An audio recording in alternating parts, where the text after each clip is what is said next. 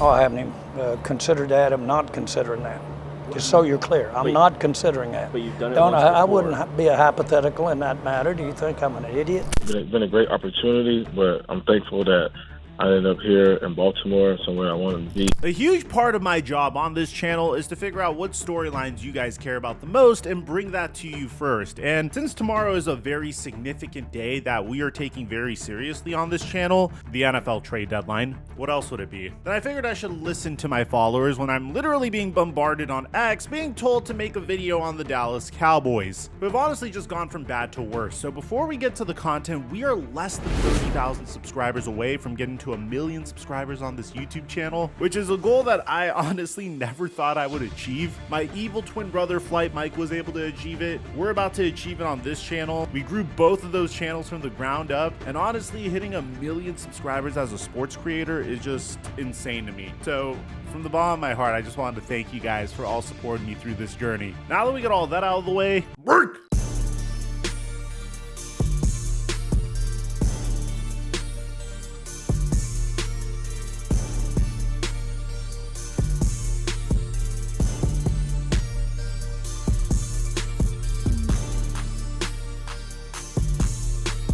We dominated opening night on Prize Picks, hitting on the Anthony Edwards free square and making an easy $75, and then making another $150 on my Hauser LeBron James picks. We had a lot of NFL success as well, all in all making about $400 over the past week. Now, if you haven't signed up for Prize Picks, make sure you use my promo code Mikerophone to get a free $50 when you make an entry of $5 or more. I give away my picks for free on Instagram at @TheFlightMike or Snapchat at FlightMikeSnap, and thank you, Prize Picks, for the sponsor. Mic check 1 2 1 2. What's going on, everybody? I know that as an NFL content creator that happens to be a Dallas Cowboy fan, a lot of people just expect me to blindly make YouTube content where I'm delusionally supporting the Dallas Cowboys and hating on the rest of their division. I mainly do that type of stuff on X just for parody's sake. I mean, yesterday I tweeted out "all in my ass" on X as a reference to Jerry Jones saying this. All in.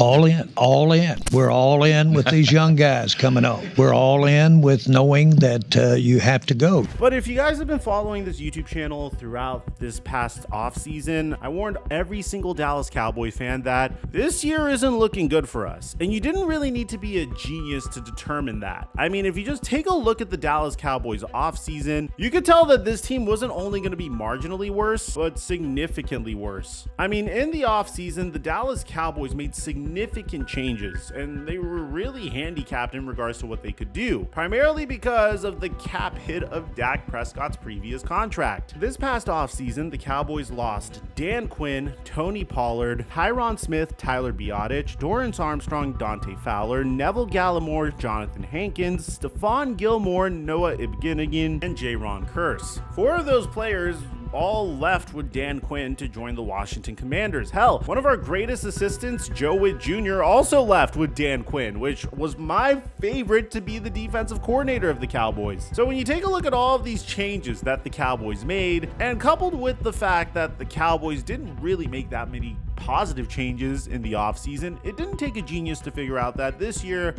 probably isn't going to be our year. Number one change Cowboy fans wanted the most was the signing of Derrick Henry. The Cowboys desperately needed to figure out how to get the run game going again. It was barely a factor when we had Tony Pollard in the 2023 season. So Cowboy fans wanted the Cowboys to pursue Derrick Henry, and Derrick Henry wanted to join the Dallas Cowboys. Watch! Did Dallas pick up the phone? Were they involved in the Derrick Henry sweepstakes? Dallas didn't even, not at all, know what's going on over there, and but they weren't in content. The Cowboys never called at all.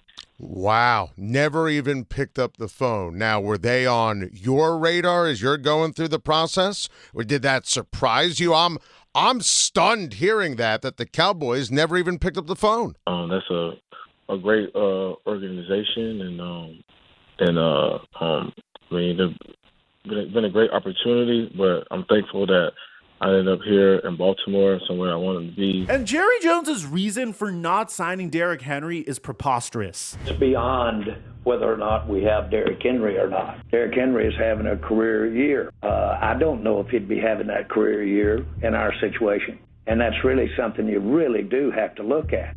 Derrick Henry didn't fit because principally of managing the cap in anticipation of the players that we were going to sign weeks later, or anticipation of the players we're going to be signing in the future. The Cowboys did have the cap space to sign Derrick Henry, and this is what makes me so pessimistic as a Dallas Cowboy fan, because either the Jones family is consistently lying to us about their understanding of the cap, or they genuinely don't understand how the salary cap works. The greatest indicator of this is just look at Dak Prescott's previous contract extension, and we're going to get to Dak Prescott in just a sec, but a lot of people are consistently saying that the Cowboys shouldn't have extended Dak Prescott. The thing is, the Cowboys had no choice but to extend Dak Prescott because his previous contract made his cap hit so insufferable even once he left that the only way to get past it was just by extending Dak Prescott. So they didn't really have much of a choice. They gave Dak all the leverage in the world for no reason at all whatsoever, because the Jones family might not understand how the salary cap works. Derrick Henry aside, going into this season, you had to be realistic. I mean, the Cowboys lost a huge part of their identity. Offensively, they lost Tyron Smith and Tyler Biadasz, two core pieces of their offensive line. So they had to draft Tyler Guyton in the first round of the NFL draft, and they have a third-round pick, Cooper Beebe, as their center. Defensively, they lost some of their best players in Dorrance Armstrong and Dante Fowler, and that was a huge part of the Cowboys' identity. Their defense was what kept them in those games, but they completely lost that as well. And they didn't really do anything to address it either. They brought in a defensive coordinator from 20 years ago to try to fix everything, but really, how much could you expect that to change things? So the Cowboys did what they could. They extended CeeDee Lamb and they started off the season, but I warned you guys in the offseason, and it seems like what I warned you guys came to fruition. I speculated that the Cowboys might be the second best team in the NFC East if they're lucky, but it looks like they're going to be the third best team in the NFC East because of how well the Washington Commanders are performing. And typically, when you take a look at the Dallas Cowboys cycle, usually they start out the season very strong. We believe that this year is going to be our year, and then they choke in the playoffs. That's at least what happened last year versus the Green Bay Packers. When you take a look at the Cowboys schedule this year, they actually had a very easy schedule to start off the season. They faced off against the Cleveland Browns and the New Orleans Saints, two of the worst teams in the NFL, but they got demolished versus the Saints. Derek Carr dropped 44 on the Dallas Cowboys, and that would be the final game that the Saints would win. Ironically, they just fired their head coach. Second time Derek Carr got this man fired, which we'll have a separate video on that very soon. They would then lose to the Ravens, barely beat the New York Giants and Pittsburgh Steelers, and get completely decimated versus the Detroit Lions, before losing to the San Francisco 49ers and the Atlanta Falcons. Right before the game versus the Atlanta Falcons, things went from bad to worse. You see, Cowboy fans are very frustrated by the fact that the Cowboys didn't sign Derrick Henry, and how could you not be? The man has over 1,000 rush yards in 9 games, leads the league in rushing on a 6.3 yards per carry average. Meanwhile, Ezekiel Elliott, the man that they decided to sign for cheap instead, has about 130 rush yards this season and was a healthy scratch versus the Atlanta Falcons. Yeah, this is not good. I mean, if there's anything that indicates that the culture for the Dallas Cowboys is screwed, it's this. Ezekiel Elliott is a healthy scratch today, first of his career, according to a number of sources. Elliott has been distracted this season. Aside from habitual tardiness, he's missed 3 team meetings, with Friday's meeting being the final straw. Both parties decided it was best he didn't make the trip to Atlanta. Dalvin Cook and Rico Dowdle will be expected to carry the load this afternoon, and it's not like that was that much better. I mean, don't get me wrong, Rico Dowdle had this awesome touchdown reception from Dak, but apparently since Ezekiel Elliott has been habitually tardy, it might be the end of his career very, very soon. Now, Cowboy fans want to point the blame finger at someone. Whose fault is this? And typically, whenever a team is performing horribly, you usually point the blame finger at the quarterback or the head coach, or sometimes even both. And if you take a look at Dak Prescott's statistics this year, he hasn't had a good year. A lot of fans might be even saying that he stopped trying as hard once he got a contract extension. Fans will also point the blame finger at Mike McCarthy. How could you have a halfback that's consistently tardy and trust that your team's culture is doing just fine? And as an individual that has always been Mike McCarthy's biggest critic, and as a person that has seen multiple head coaching tenures of the Dallas Cowboys, from Dave Campo to Bill Parcells to Wade Phillips Phillips to Jason Garrett to Mike McCarthy, I have to say it's not really fair to blame Mike McCarthy this time. And that's just me being very objective here. Don't get me wrong, is he the best coach in the NFL? No, certainly not. But is he the worst coach in the NFL? I don't think so. Sometimes you just have to take a look at the roster and determine that this team just can't get it done. Historically, the Cowboys have always had really good teams, but not the greatest coaching. And don't get me wrong, there are times where Mike McCarthy makes the most ridiculous coaching decisions that screw the Cowboys out of winning games. There are times where he takes unnecessary timeouts or is aggressive in the most ridiculous moments of the game. And don't get me wrong, there have been years where his team should have won a Super Bowl. I mean, last year I felt like the Cowboys should have definitely at least made it to the NFC Championship. And choking in the wild card in that instance was inexcusable. The Cowboys had one of the best defenses in the NFL and one of the best offenses to complement that, and they just choked, simply. This year is not the same case. This year, the team doesn't really have a strength. Their biggest strength last year was their defense, and that's completely gone. In 2022, they coupled that defense with a potent rushing attack, and, well, they haven't really had much of a rushing attack since. Like, at a specific point, you just have to be very realistic about your expectations you have with the team, and to be honest, this isn't a coaching problem. But of course, knowing Jerry Jones, he might make this a coaching problem. Check this out. 1 month before Jason Garrett coached his final game for the Dallas Cowboys, Jerry Jones said that Jason Garrett's a good coach. Let's start right there. He's one of the smartest coaches and one of the hardest working coaches. He knows this team better than anybody. When I, this year, decided to go with the younger makeup of the coaching staff, I decided that I felt strongly that we could go and do that, and he could be the safety net. So I'm glad we have him. He is the guy for the job. Garrett would get fired 1 month later. Check out what he would say about Mike McCarthy here. I'm good with Mike. I know how hard he works. I like his football mind. I know how good he works. He's got, in my mind, an outstanding coaching record. He's really good with the players. They think highly of him. He's got a lot of fire in his belly. So I'm just giving you this. I like the positives I see. And by the way, frankly, some of the best coaches I've been around, I got to see them when times were bad. Jones then mentioned how the Cowboys only won one game during Jimmy Johnson's first season and then went on to win Super Bowls. I've had experience of having times when you were questioning and thinking about maybe doing it differently, but I've had good experience with staying with it. Ironically, this is coming from a guy that decided to can his most successful head coach in the midst of a dynasty, but we're not going to talk about that here. Things have gone from bad to worse for the Cowboys. As the individual that said we should jump off at 2-3,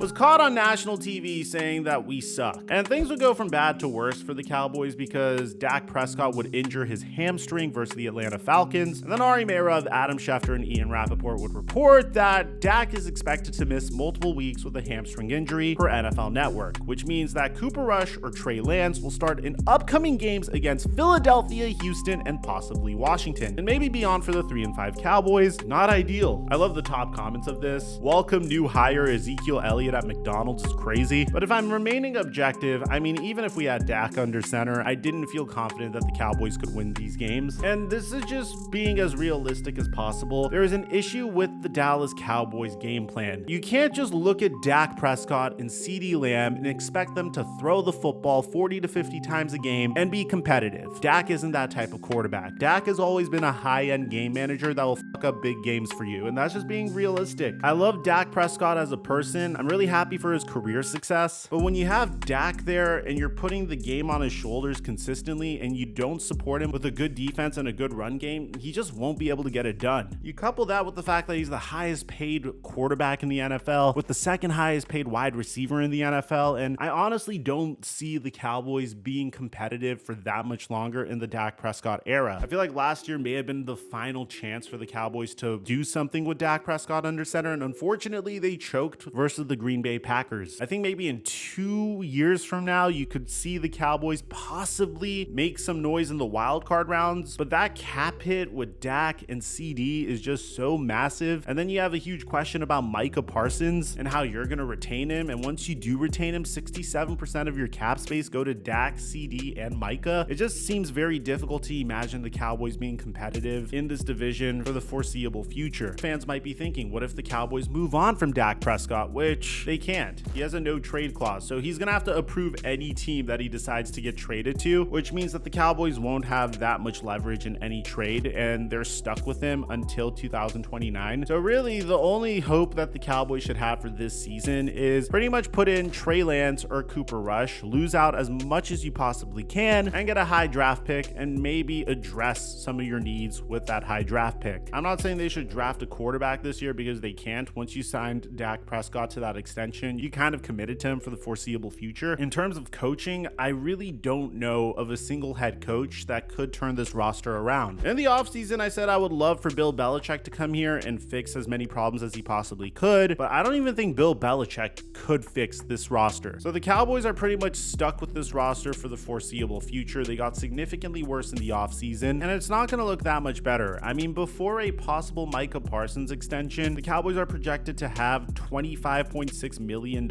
in cap space in 2025, and once they sign Micah Parsons, they're probably going to tank all the way to 30. So there really isn't a light at the end of the tunnel for the Dallas Cowboys. And that's just me being objective, and that's just me being real. The Cowboys' window of opportunity is officially shut. All they can really do is hope that they hit on their draft picks, and maybe they can turn it around from there. Let me know in the comment section down below what you guys think about all this. I felt like I owed you guys this video, and aside from that, I'm your boy Mike. I'm dropping our mic.